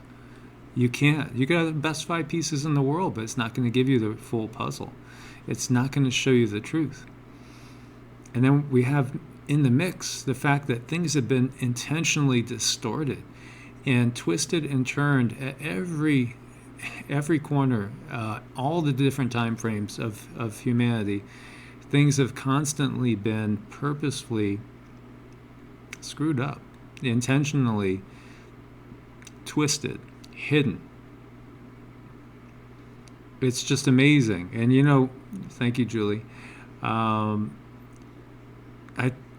I might have to do like a 10-hour video sometime to get all this like into one piece, into one place. And I know that would be a daunting thing, or a circle of. We have to really not be offended by things too. So, like I did a video earlier talking about this UFO sighting, that happened in Ireland. And so when I opened up and said, this is coming to us from Ireland and the UK, I said Ireland and the UK, and people heard it as Ireland in the UK. I said and the UK, and they heard in, and people were going off left and right. Well, really, probably one person heard it, and they were going off left and right, just basically saying, you got to get this straight, Ireland is not part of the UK. And, it just went on and on and on. And, it's like, it made me understand how the witch trials go, because that's really how it is in so many ways. You could take something and twist it and get people so riled up that they're ready to burn people at the stake. They're totally ready to burn people at the stake, and they just misheard something, but they're ready to basically get the rope and string you up, and that's, people are like that, and all it takes is one or two pot stirrers to get a whole crowd to develop, and then you have that mob mentality, as we see sometimes when things go bad. And all of a sudden people are looting when they should be helping each other. They're out there doing just the opposite. And unfortunately, that's part of the society we have. Okay, and we have Todd with us now. Hi, Todd. How are you doing today? I'm doing pretty well. Good. And How are you? Doing good. So you wanted to talk about Deagle and population control? Yeah, I'm from Wisconsin, and I gotta tell you, I'm not experienced a lot of the unusual things that a lot of the callers that call in are saying that they experience. Things are pretty boring up here in the Midwest, but we've got fires burning, raging on the West Coast. We've got the election, recounts from the midterms going on in southern states, and this and that. And I mean, it just seems like there's this wave of distraction. Oh yeah, the stuff on the border as well, right? We've got that coming. All around us, all around me. But yet, things are pretty mundane here in the Midwest. But anyway, all of this seems to just be speeding up. And as I sit here watching all of this, checking in on YouTube daily, and I check your videos every day, listen to them, I'm just amazed at what's going on around me. And I'm also very concerned, because I do have this sense that you often speak of, you could just have this gut feeling. I think maybe a lot of people do, but they just are afraid to talk about it. Certainly up here, living in a small town, people don't discuss these So I'm really by myself or alone in my own world with all this chaos that I am seeing going on around me. And I think it is speeding up to that date, which I have heard many a times on many of sites on YouTube, which is in reference to the year 2024, right, or 2025. And that Deagle.com happened to be the one that really sparked interest with me, because I think the gentleman who runs that site is very educated and has, an ability to be tapped into some resources or some kind of elite knowledge that the rest of us don't have about something, what would you say, foreboding that's coming. You know what I mean? Oh, yeah. You have videos about it where you shared your same concerns. But I don't hear many people talking about that. I mean, there's so much going on. It's like pick a subject, and there's the Nibiru thing that I've also been following. But again, a lot of these, and Steve Olson, like for instance, is here in southern Wisconsin, not far from me. I've never talked to the gentleman, but I know he's, in my state. And I also visit his site, and he's getting all these pictures from people around the world, here in the nation, that are seeing all these unusual things, and yet I'm not seeing a thing. But it's not that I discredit it or I don't believe that it's happening. I do. I just wonder why so many people are experiencing these things, and yet there's many of us like myself who aren't. But it doesn't make me a non-believer. I just am wondering when that day is going to come, when things are going to shift for me. But I feel the clock ticking. And we're just a few months away from 2019. And it just seems like things are really speeding up. But I think what people need to be concerned about is, while all this distraction is going on around us, I think there's a reason for that. And I think these people in power, these elites that everybody talks about, are the ones responsible for it. Some say it's the deep state. It could be, many other whatever factions. But there's definitely something or somebody behind all of this chaos that's starting to break out. And I think it's planned, orchestrated for a reason to distract the masses, especially us like truthers, I guess you'd call us in the truther community, because we keep up with it. And it almost gets so overwhelming and confusing. And also, I hear on Steve Olson's channel, for a lot of people like myself who are going through depression, anxiety, that comes from, I guess, once you go down the rabbit hole, like I did about 5 years ago, you never come back. You're not the same person again. You are kind of awakened to what's going on around you. Like I was just sharing with you, all these people, wherever they are, that are responsible for all of this. Why are they doing it? What is the end game?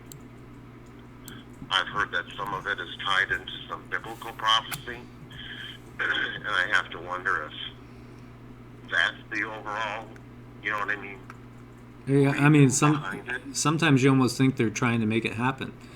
Like if you... Right, like it's a script. The Bible, the book of Revelation, and all the things that are coming true in the Bible now, people are saying, and I'm seeing it. Doesn't it seem like it's a script? Yeah, for sure. And, when you look at the Albert Pike, right.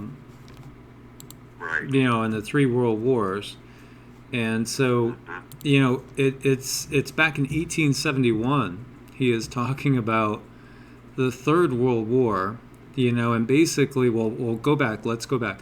The Second World War, basically one of the outcomes is that it must institute a sovereign state of Israel and Palestine. So, and this is 1871, this is the Illuminati speaking, because, Pike was an insider. He's a Mason and an insider. He was He was in their circles, and so the Illuminati are trying to make Israel come about as a sovereign nation. One of the groups I'm referring to. Yeah, sorry to overtalk. No. Yeah, I agree. Yeah, perfectly. So that just tells you it's exactly what you're saying. It's exactly what you're saying right there. And I just wonder, where are these people holding up fort? Where are they? I mean, well, they're not near me, as far as I know. Switzerland, and for one, I mean that's been one of their traditional fortresses. But they have places in many different locations. They've been buying up land in New Zealand.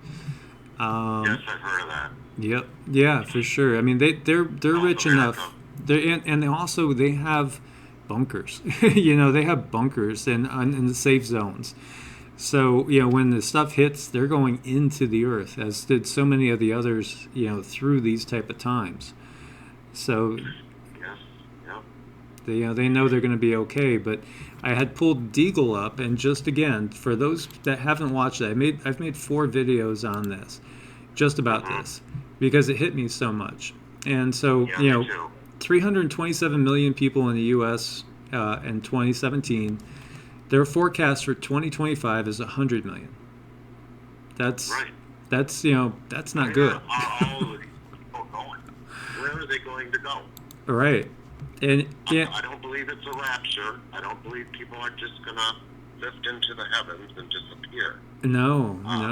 There's something else coming, and it's big.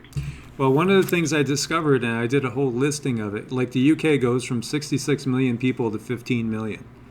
And Ireland goes from 5 million to like 1.5 million. And Germany goes from like 60-something million to, let me see, Germany goes from 81 million to 28. And France loses proportionally about the same. It's all the NATO countries, and it's all the U.S. allies. So that's what made me think it was some sort of sneak attack, taking out NATO, the U.S., which we could see building, with... Yep. How it's happening right now. Yeah. As we speak. Could definitely see that. It's escalating over there in the Middle East right now. So, I have to wonder. I can't help but wonder what it is. But I do believe that gentleman is onto something. That site, I think, is like, how they say they have to advertise in one way or another in some fashion. They have to expose their plans to us. They do it subversively or in advertisements. Do you know what I'm saying? That kind of thing. Yeah. And I believe this gentleman's site, that Deagle.com, is a way of doing that. I just don't think that it has awakened as many people as maybe it should have. But I think he's onto something. I feel it. I sense it. We are speeding up. We are racing towards the end of, I believe, human existence. I think we're on the verge of extinction. Another gentleman who I happen to follow on the YouTube thing is Guy McPherson. I don't know if you've heard of him. Oh, yeah. He's talked about, our race towards, this climate oblivion, our climate chaos. And he's even speaking of the year 2024, if you remember correctly. He says some of his videos, we only have, 10 years left? And then he changed that, and then I can't quote him, but it's even less than that now. But I heard him bring up that year there won't be another human being, I guess, alive past 2025. And, well, you never know. I mean, I think there's always a remnant. I mean, even if we go back to the be left. To the flood, and whether it's Noah's flood or whether it's the Sumerian flood story or any of the Native American or the flood story is universal. So there were survivors. It wasn't just Noah and his family. There were survivors on every different continent, all around the globe, because they all have their own stories as well. But even so, it might be 1%. It might be half of 1%. Who knows, what it's going to be. But there will be factions globally, pockets of survivors. I believe that too. I don't think it's going to be 100% across the board extinction level event. But whatever is coming is going to definitely clear the chicken coop, as they say, or, on the farm where I grew up, but it's going to minimize the population significantly. I think it's going to be some sort of war. That's what I think. Yeah, I think it's a combination of things, but I think what we see off of Deagle is, how come if it's really Earth changes, then why doesn't China lose any population? Why doesn't Russia lose any population? Why doesn't Pakistan lose any population?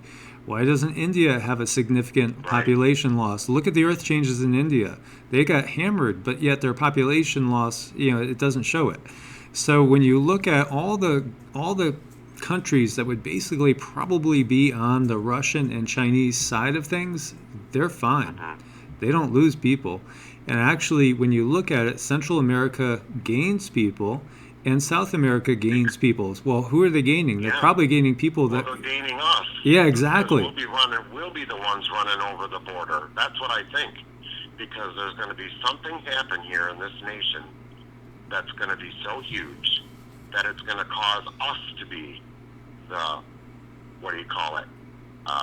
immigrants, or, the ones who are going to be running. It's going to be just like that movie, The Day After Tomorrow, and it's really going to be a lot of, it's payback's a bitch, and, I live in the U.S., I was born here.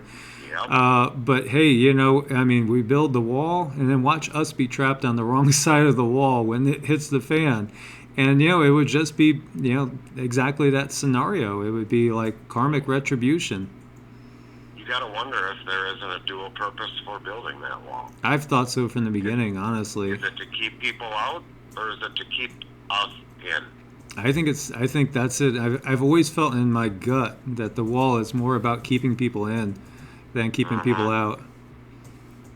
I heard something, and I don't know on what YouTube channel, but I found it very interesting, especially with what's going on right now in the times.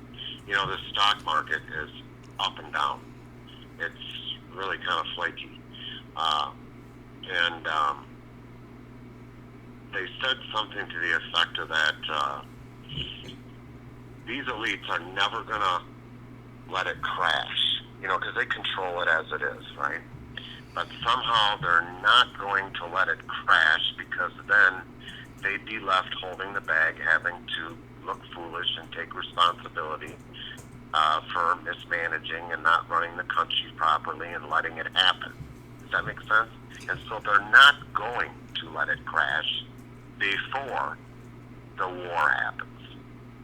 Whether it's World War III or whatever that's coming by 2024, I believe that hard times are coming. I think that we're going to see the stock market decrease significantly. A lot of people are going to lose their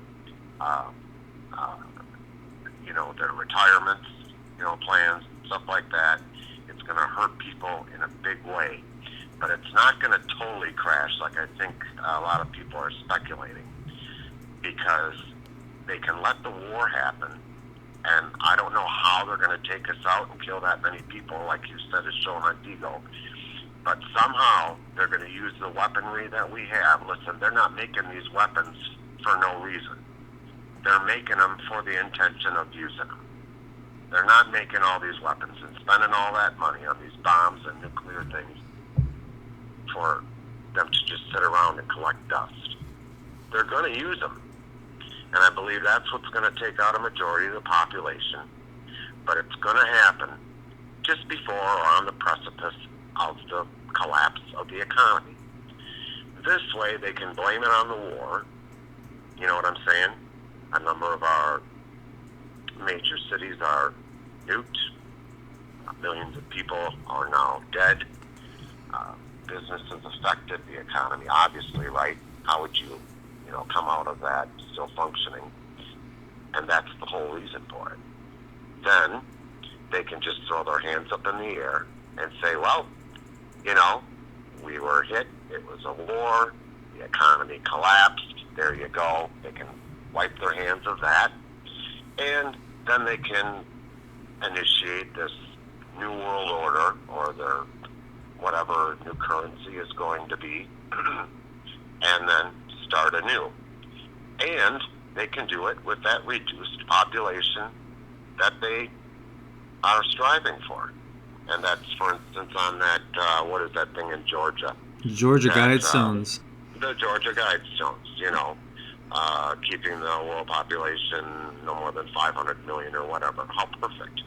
How Right. perfect. There's the plan right there. Yeah, I mean, think back to the Sumerian stories too, you know, because Enlil was tired of humans, and you know, the flood was coming, so there was a natural cataclysm that was coming, and instead of warning us, they just let it come in order to wipe us out. But then you had Enki and Ningishita, you know, working to salvage some humans because they're the ones that actually created us out of what was here before, naturally evolving on its own timeline. And you know, so basically, you know, they saved some. And you know, it's interesting because when you really look at those Anunnaki stories, oh my God, they make so much sense with what we have around us right now. They do, and I do believe in that somewhat. However, I got a hard time believing that there's anyone, any entity or ETs or aliens that are going to swoop in down here and save us. I don't believe it's going to happen. And I am a believer of God, and I do follow the Bible, not perfectly, but I will have to admit, though, I have a problem with this rapture.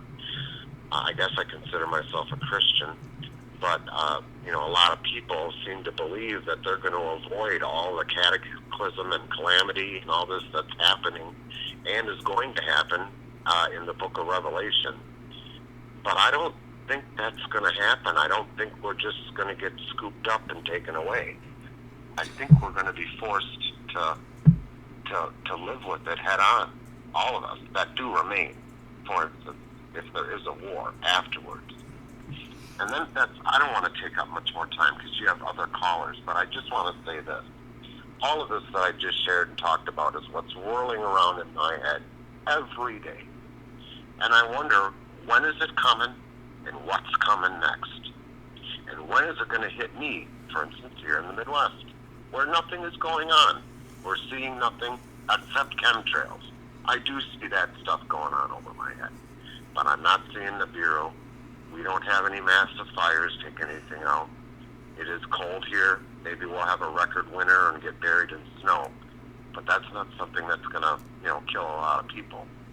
I just wonder, though, what's coming, you know, because I don't think we're going to escape it here. Something's going to happen. But think about it. If the power was out, if you had no power, how many people would die of the cold and the exposure? Well, there you go. And that's what I'm talking about. Something, I believe, I feel it, is coming. It's sneaking up behind, well, all of us eventually, inevitably, no matter where you live. And this is the thing, too, you know, a lot of people are oblivious to this California thing. I have a few friends I've shared it with, and I said, have you heard what's going on in California? The whole state seems like it's on fire. 250,000 or more people now displaced or having to be evacuated. I think I just heard tonight the number is up to 7,400 structures, and then 90% of them were homes. Yeah. All of those people are now homeless. Right. Where are all those, like, 20, 30, 40,000 people going to go? I'm sure they have friends, some of them, and family, but some of them lost their homes there, too. Where are these? No one's talking about it in the media. I don't even see it on our truther channels. The numbers just don't add up, and it was the same thing with Hurricane Michael and so many of these other things. When you see the destruction, and then you see like 30-something deaths, 40 deaths, it doesn't make any sense. It doesn't make sense. I believe there's a lot more deaths than what they're reporting, and I think there's a lot more devastation and I don't know the word to describe it, but whatever a person would feel who just lost their home, maybe even a family member, their pets, all their personal belongings. Where are those stories? And where are all these people who have been displaced and lost their homes? Where are they going? You know, that's the kind of humanity that I'd like to hear about, but we're not hearing it. But anyway, you know, that's a whole nother, can of worms. I mean, Yes. it's just unbelievable what's going on and how people are being really affected here. Their lives are destroyed. And it's coming your way, folks. Everybody who's maybe listening to this, podcast or whatever. We're all going to get it eventually. And that's what I was going to finish with. I'm just wondering when it's my turn. Because I have been saving food and water. And I have a shotgun. And I've been getting, shotgun shells. And I just bought a handgun. And I've been buying ammunition. And doing what I can within my own means. And I don't make a lot of money. But trying to stockpile something for this something that's coming, that I know is coming. I can feel it. But I don't know when. And then I wonder, because I really, really think about it, what good is it going to do? Because when you really think about if the, SHIT does hit the fan, is all that really going to make a difference? And I'm one person, I'm single, by the way, I live alone. Who's going to be here to protect me? They say, well, gather in numbers, gather with your family, gather with your friends. No one here wants to talk about it. I got no one I can connect with or make a small faction or group with that I could trust and feel safe. I am on my own. How long am I going to make it? How long before someone takes me over? 2, 3 guys come up to me with a shotgun in my face, and I'm done. I'm one man. I can't fight off a tribe of people. They're going to take me over. They're going to run me out. They're going to take what I got, my food, my weapons, and they may even take my own life. And that's where I'm going with this. This is why I get depressed, and I have anxiety, because I'm thinking, first of all, what's the point? The clock's ticking. I feel like we all only got a handful of years left before all of this is just going to spin out of control and affect all of us in one way or another, whether it's earthquakes, floods, the red tide in Florida that you ran away from because you moved up south from that, the fires out on the East Coast, the deep state, Trump being the Antichrist, we've heard all the rumors, World War III, the Middle East coming unglued. I mean, come on. And the power goes out, like you suggested, I'll make it a month before people here are going to rise up. They're going to get restless. There's good people in my community, and I do attend a church, but we're a limited group. Even if I went to my church in some kind of a calamity for safety in numbers, right? We're a small group in the community. There's more of the others, you know what I mean, that are going to be a problem. And they're going to take us out. And this is what I don't think people really realize. And in the big cities, you're going to be done for because it's going to be mass chaos and every man for himself. In the small towns, I think you'll make it a little longer. But when people start to get hungry, people with a wife and a newborn or small children who are starving, and you're a father of that family, and you got no power, there's nothing to eat in the cupboards.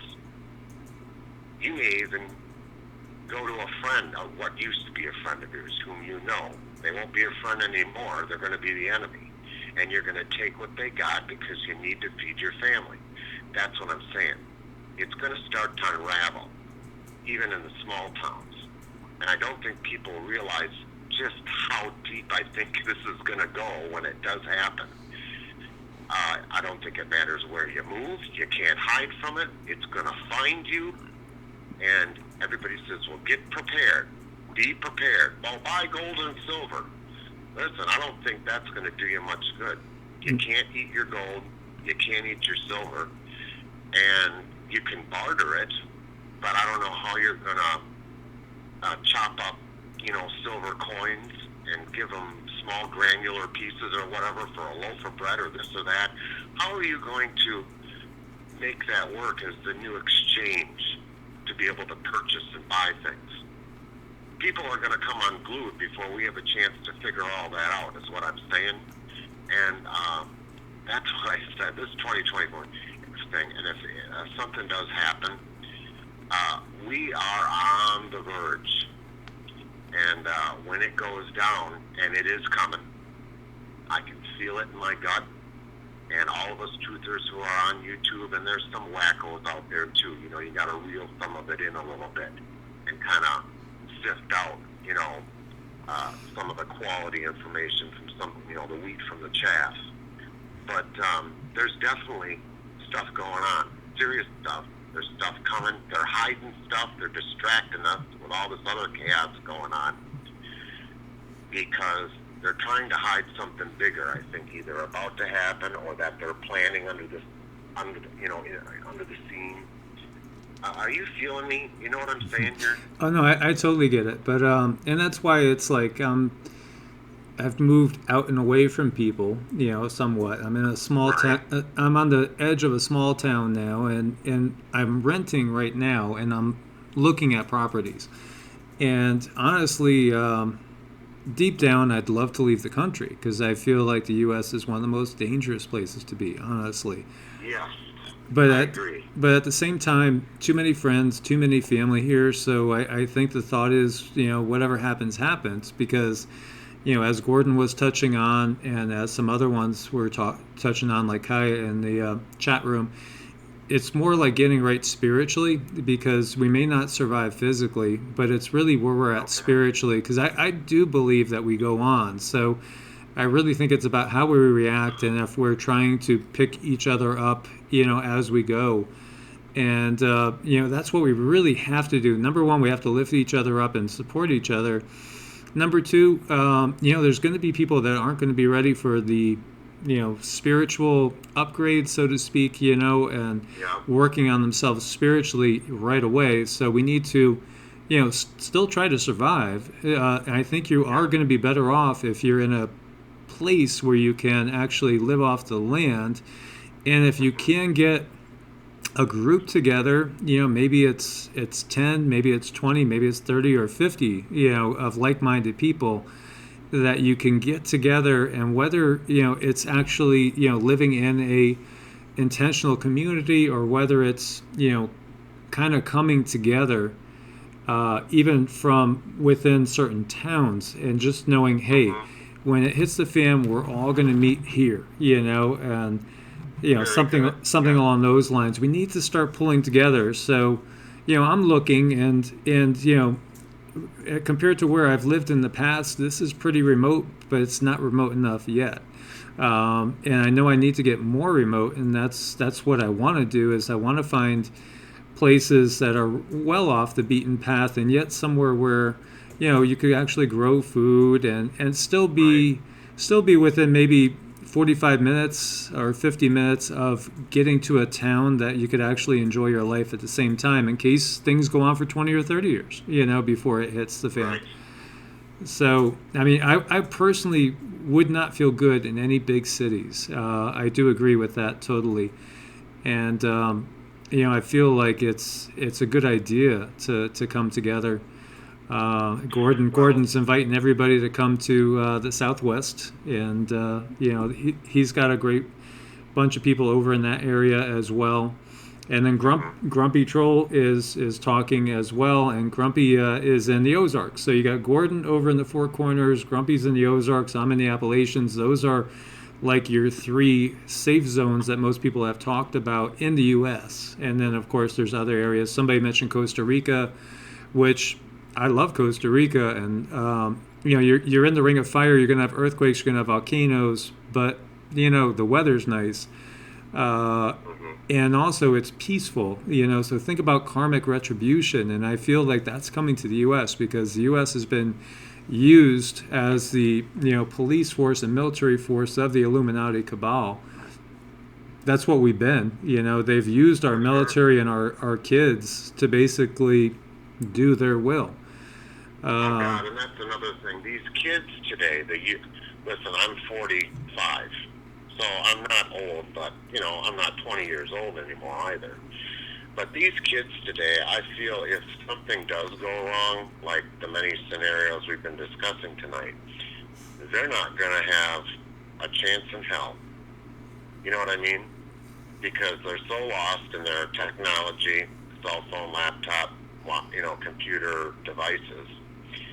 Once that's unplugged, they're going to go through a withdrawal from that. I mean, seriously. And then what? What are they going to do to keep themselves to be constructive? And what kind of a mindset is the youth of today going to be able to take on in some sort of, tragedy? Or, you know what I mean? Like a post-apocalyptic world, basically, yeah. Exactly. I couldn't think of the words, but there you go. Yeah. And that frightens me a little bit, because I think we're going to have a bunch of young folk running around amok. But the new year is coming, and I've made a little kind of pact with myself, and it kind of goes along with what you just said, and that is, because I am a single gentleman who is in a small northern town. I'm not afraid to say north of Green Bay, Wisconsin, home of the Packers. But it's fairly rural when you get away from Green Bay and head a little north, small towns. And I am going to find a way to post, I don't know, either around town. There's some bulletin boards here and there. I can do it anonymously. I can get one of those throwaway phones to use as a phone number in case things didn't go well. You know what I mean? It's not on my personal phone, but use it for then a method of contact. And I'd like to be the one to coordinate some sort of group, kind of like what you're saying. I don't know quite how to word it yet, but I'm a fairly articulate individual. But I want to mention something on it about, people who feel like-minded as far as the state of the world and, fear of perhaps government collapse or some sort of disaster, what you're going to do and whom you're going to come together with. Meet here and let's start discussing it, kind of a thing. Does that make sense? You know what I mean? Oh, yeah. Well, I definitely have the same sort of plans, and we have made some friends. Like somebody early on said, did you get your friends to call in to start the show? And yeah, because these are people that were subscribers that now you get to know them, and then they become friends, and then they're actually more than friends. They're your new family. So I wish I could do that. I'm all alone here. I don't get in on the live chats and stuff. I could listen. I'm sitting right here at my desk in my living room, my laptop, talking on a cell phone. I'm connected. It's just I don't get involved in that respect because I always feel like, yeah, but everybody's so far away. But that's not very positive thinking because I could still benefit from connecting and meeting some people who are intelligent like I am and can have an intelligent discussion like we are about the stuff that's happening in the world around us and how if it isn't already affecting the many of us listening, it's inevitably going to affect all of us, And you're right, we've got to come together because it is safety in numbers. Also, you get good ideas off of people. There's a few sites I can mention, like, can I do that? Like a YouTube site? Mention Sure. your name? Sure. Like John X Army, Marfugal. Some of might recognize those. There's, oh gosh, well that's just a couple I can think of right now, but, Richie from Boston. But that's the kind of crowd or the kind of, things that I'm listening to, and they are all saying that something is coming, especially John X Army. Apparently he has a connection recently on some of his podcasts or whatever. He's talked about how he has a little bit of an inside loop source,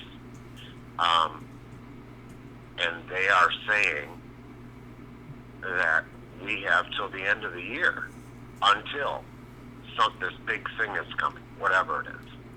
Well, things are heating up in the Middle East.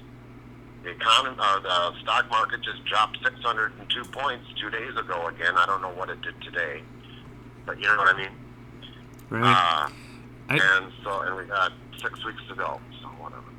I think we actually got about a year. Honestly, is what I'm Do you? feeling. Well, Yeah.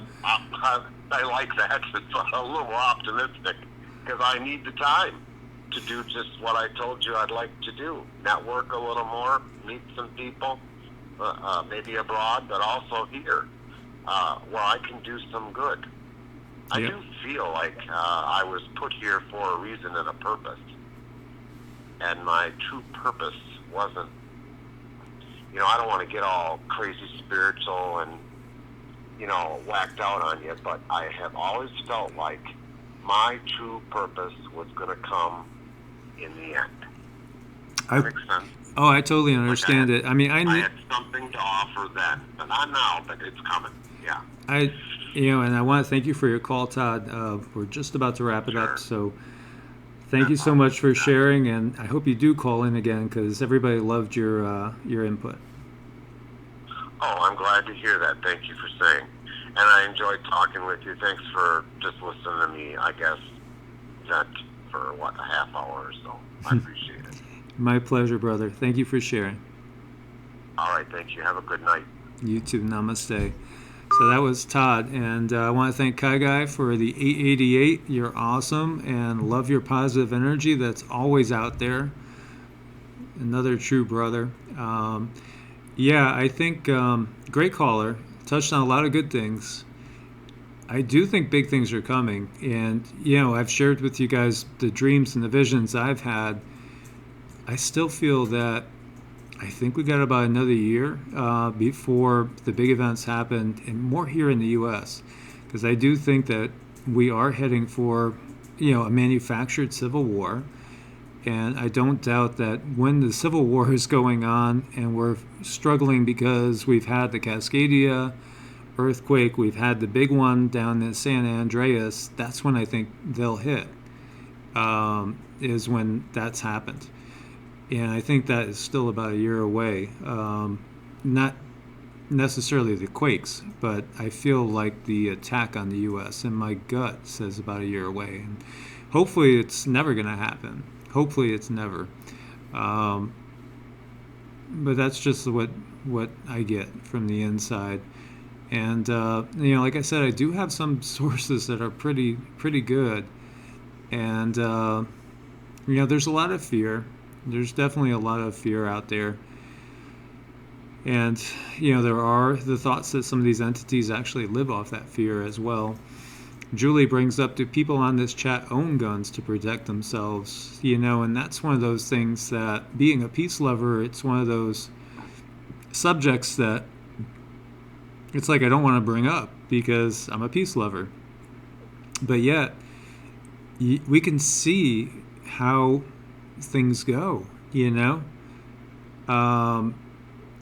honestly, there's a lot of people out there that love chaos, anarchy, and are willing to hurt people. It's a sad situation, but it's true. So sometimes you have to, again, hope for the best, but plan for the worst. So I'm sure that there are those out there.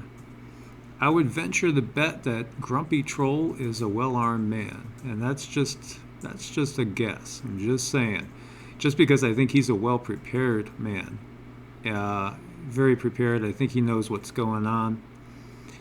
And as I touched on before, also, you got Grumpy, who's in the Ozarks. The Ozarks is supposed to be a safe area. Gordon is out in the Four Corners area, and that's supposed to be a safe area. And we're here in the Appalachians, which is supposed to be a safe area as well. And of course, every area is going to have its challenges. And talking to this corner, thinking about, that area up there, Wisconsin and stuff as well. There's definitely probably some safe areas as well up in those areas. Although, it's going to be very, very cold. It's going to be very cold everywhere, for sure. And Maya's in Mexico, and Mexico gets earthquakes, and they have the drug cartels, but it's also, for the most part, warm. You're going to be able to grow food, and there are some gorgeous places and some safe areas out in the country as well. So there's a lot to think about. There's really a lot to think about, guys. so much going on. Canary Islands, Marlo says, La Palma. Yeah, I've always felt that that's a big thing to worry about, as is the Helena slump out in Hawaii as well. And so we got to be prepared. We, even if it's quote unquote hopeless, you still got to prepare, and you got to try to pull together for the future, for the little ones, right? For the youngsters, there's going to be some that survive. And so we need to, when we're going to restart this world after this one passes, we got to do it in the right way. And we're going to need the young ones to put it all together. So on that note, my friends, I want to thank you all for joining us once again. Please do thumbs up, as always, support the channel. And, we look forward to doing this all again pretty soon. And I think we're going to be having a show on Sunday night live. I just want to verify it again. And you guys stay safe out there. Namaste, my friends, and God bless.